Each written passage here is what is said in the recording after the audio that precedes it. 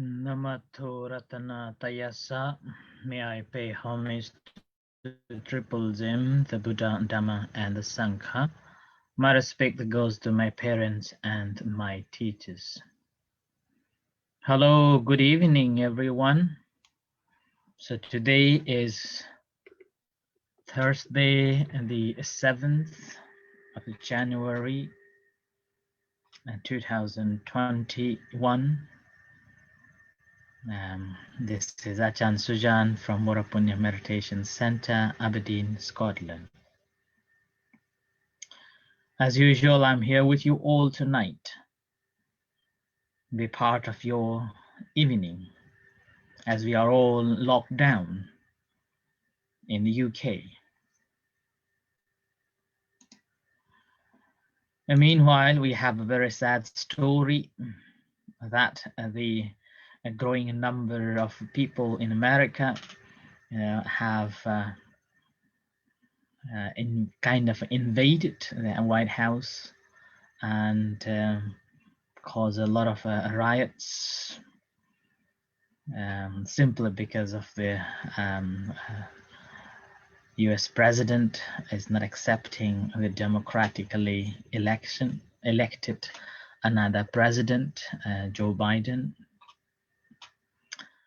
The news also says that there are some dead people, someone shot dead, 4 people shot dead, and over 60 people arrested and many detained.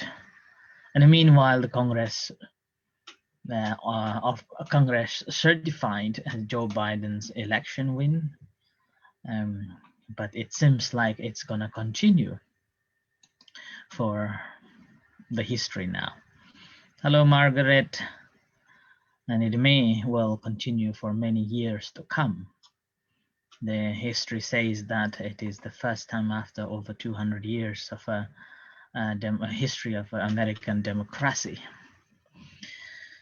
But this has happened, and it's also a lesson to the politics and all the politicians that how one can manipulate people for the good or for the bad. It's all up to the leader how and where and which way one is leading towards. So this is a very sad news.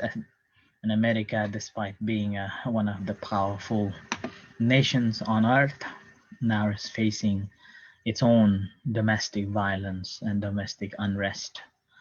We hope that it will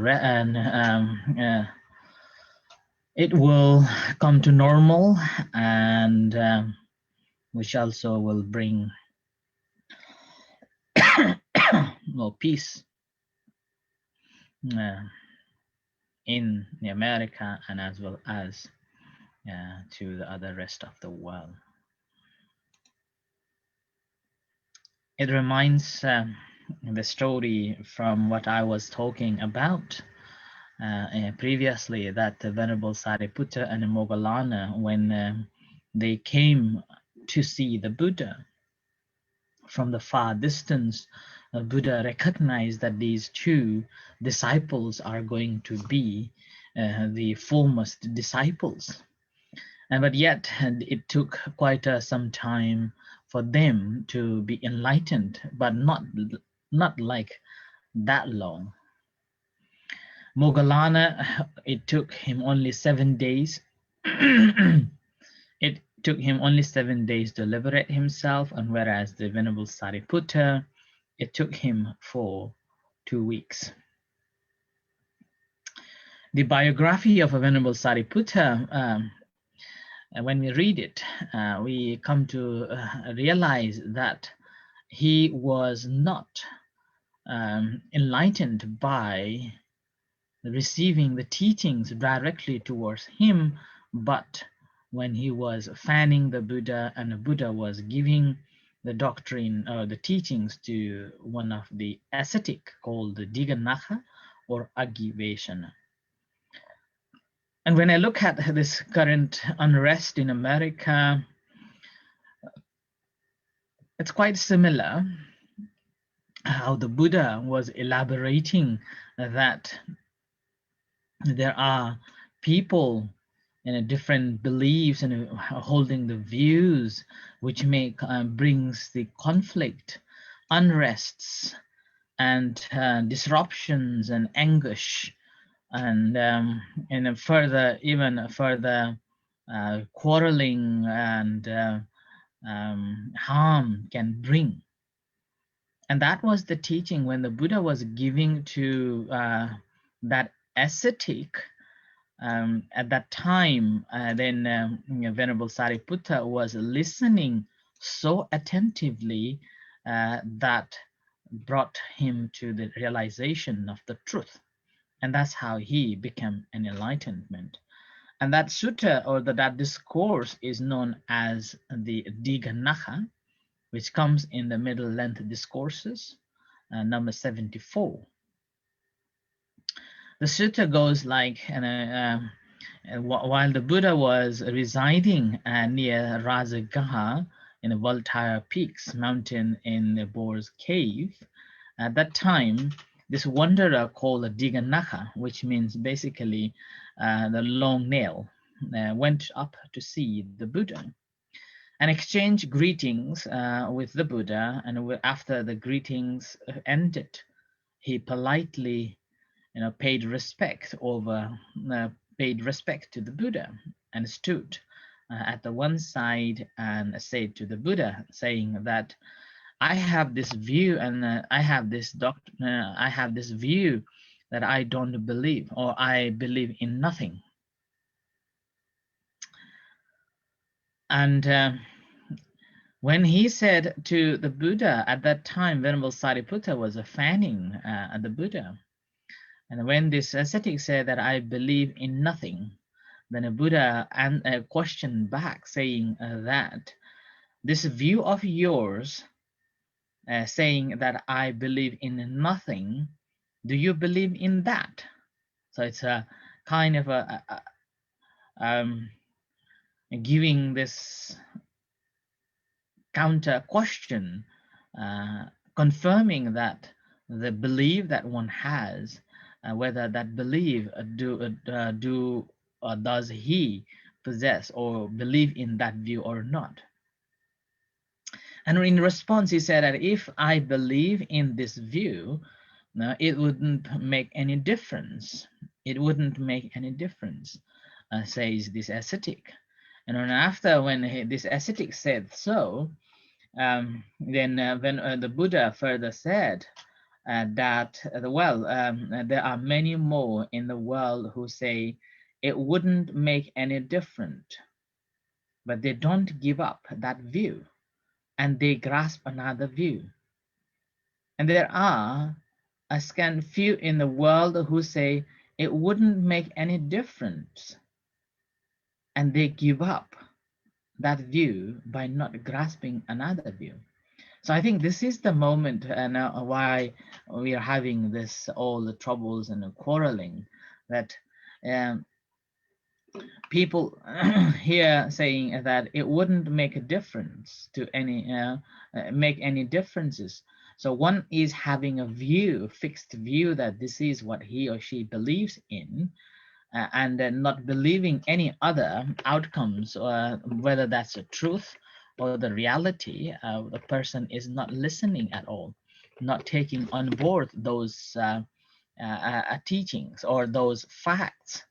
But in the meantime, saying that it wouldn't matter or it wouldn't make any difference, and with that they will not give up. Although they say that it wouldn't make any difference, but they will not give up their own views.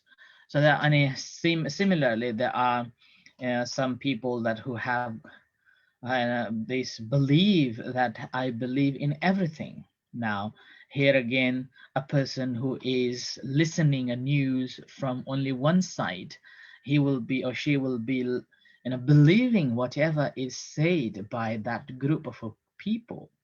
And then similarly, there is another group saying, will be another group basically saying that they do not they believe in nothing. So in this way, both groups are having uh, similar views. Is basically only difference is, we're always listening in only one sides of the coin, and as a result, we believe in what we think is right, and because I have been or we have been told to believe in, but the rest of others, whatever outcomes are, I am not believing in. I'm not taking it into the consideration. And so with that, so they are not giving up the views that they are holding on. And then meanwhile, there are people again believing everything and believing in nothing. So this is the one that brings the greed and bondage and approving and attachment and grasping onto the view that one has, or onto the view that one is holding on. And this view, that whoever is believing in nothing is far more, from the from like they are having the desire to fulfill their thoughts. So when Buddha was talking about it, then the ascetic Dighanakha, he further asked, requested the Buddha to teach furthermore.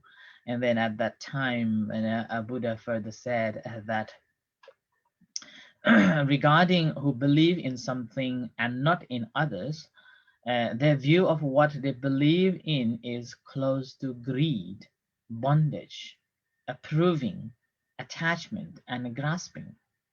So their view of what they don't believe in is far from greed, bondage, approving, attachment, and grasping. And then similarly, when it comes to the view of the people who believe in everything, it's like a sensible person reflects like this, that I have the view that I believe in everything. Yeah? Suppose I obstinately stick to this view and insist that this is the only truth. Others' idea is silly. And now this is, I think, what's happening at the moment in America, that the Donald Trump thinks that he won the election, and the Joe Biden didn't win, and whatever the news and whatever the outcome is out there, he believes that it is a silly. And similarly, in the other side, they are also thinking that Joe Biden won the election, and what the Donald Trump is saying is completely illegitimate. It's silly. So then what happens is, when these two groups comes together, so who believes in nothing, and again who believes in something and not in others. So, and when there is with that, what happens? And there is argument. There will be a quarreling, and when there is a quarreling, and there is anguish, and when there is anguish, there is a harm. So considering in themselves the potential for arguing, quarreling, anguish, and harm, they give up that view of not grasping another view. That's how those views are given up and let go. So this is supposed to be coming together and taking it as investigating properly in order to find the right view, the right understanding what it is. And similarly, Buddha further on saying to the Dighanakha, as while the Sariputta was fanning him, and when it comes to the view of the people who believe in nothing, a sensible person reflects, like, I have the view that I believe in nothing. I mean, this is again, quite interesting. So it says, suppose I obstinately stick to this view and insist that this is the only truth, and others' idea are silly. And now this again brings the quarreling. This brings the anguish and harm, and this is what's happening. But this should be given up. Now, when it comes to like believe in something and not in others, and now there are people believing partly what is claimed and then what is not, and which is again politics, which we understand. And in that case, a sensible person reflects like this, that I have the view that I believe in something and not in others. And I suppose they come stick to this view and insist that this is the only truth. Other ideas are silly, and then argue. And then I would argue with those two people that these are the cause of a quarreling and anguish, and also it brings the harm. So that's why it needs to let go that. And it's simply because the Buddha further on, rather than generalizing the whole concept of this argument and quarreling and this fighting and sort of thing, it's never ending, never ending. And the politics itself is about the organizing or organization to unite, or organization to bring together people working together, and although we all different, but end of the day, each individuals have to play their own role, and then think of their own way, own status, and what and how they are. And then Buddha further on talks about that, rather than thinking about the whole world, what's going to be, what's going to happen, look at yourself in your own physical body, that how this body is made up. And it's made up of four elements. This whole our life is made up of the four elements, and produced by our parents, the mother and father, and we grow up, and we are still growing, I would say, and having a good shape and healthy, and that's simply because of built up from the things that we eat. But doesn't matter how well we look after ourselves, doesn't matter how careful we become. End of the day, it is impermanent, that it's always changing, it's always wearing away, and it's a breaking up and a destruction. When we were very young, we used to have sharp eyes, sharp ears, and could do anything that we like. But now, as we grow old, we cannot do. Even we have to wear glasses, or even our hearings get decay. Our body become fragile, and end of the day, it's a destruction. It will just go. So that's why the entire system and the body itself, we should, a person or a wise one should see it as an impermanent. And then again, since that is impermanent, and we cannot uh, expect, or we cannot predict it to be permanent, and as a result of that, we are suffering. We experience of the suffering of not happening as we wish it. And that is another reason, we have pain, and we have suffering. We don't want to get old, we don't want to get sick, and we don't want to get this particularly COVID-19.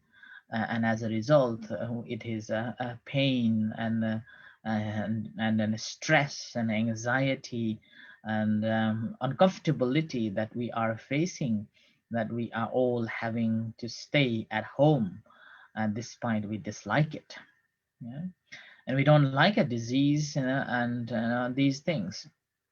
But again, this is impermanent. And this is end of the day, it's empty and there is no self.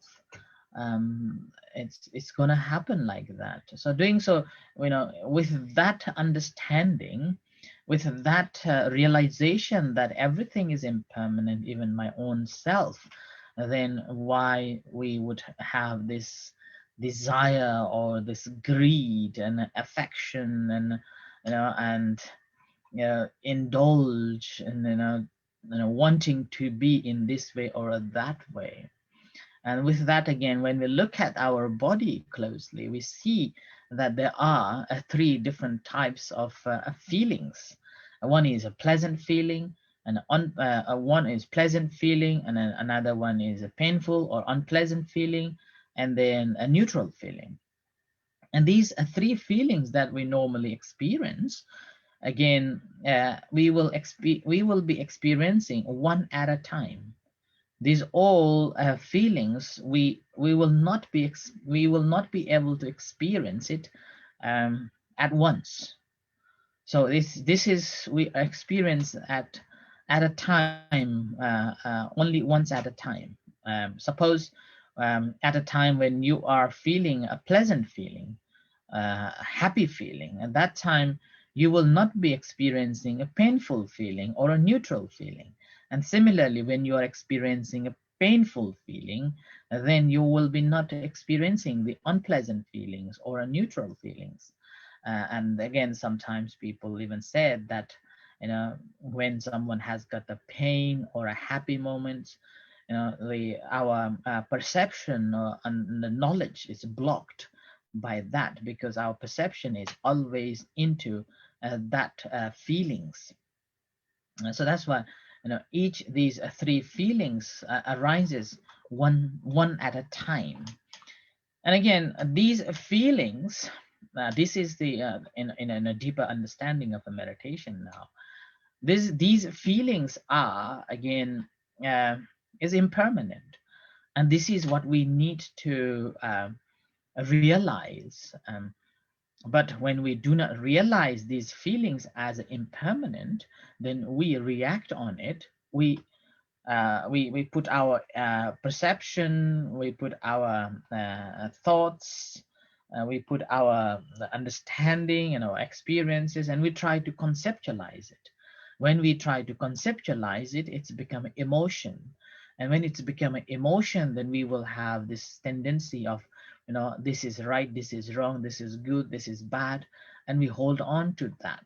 And holding on to that, uh, we have conditioning ourselves with that concept that we have created it as the right and as the wrong, like that.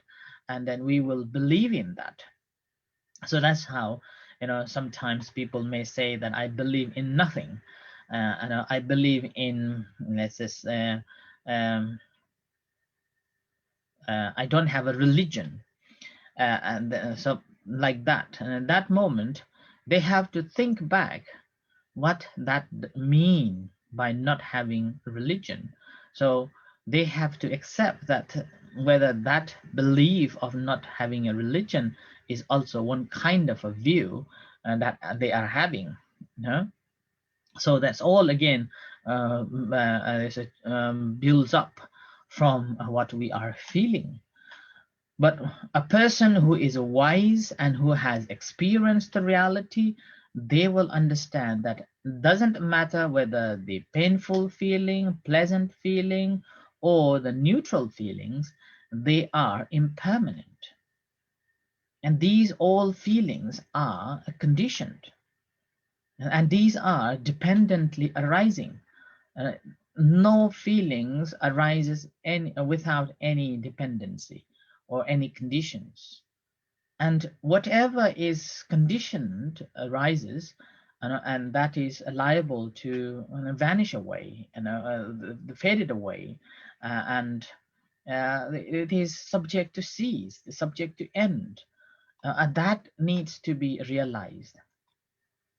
So Buddha further said that a person who is a learned noble one or not learned disciple, seeing this as an impermanence, and he will have this sense of disillusioned, and grows disillusioned with the pleasant, painful, and neutral feelings.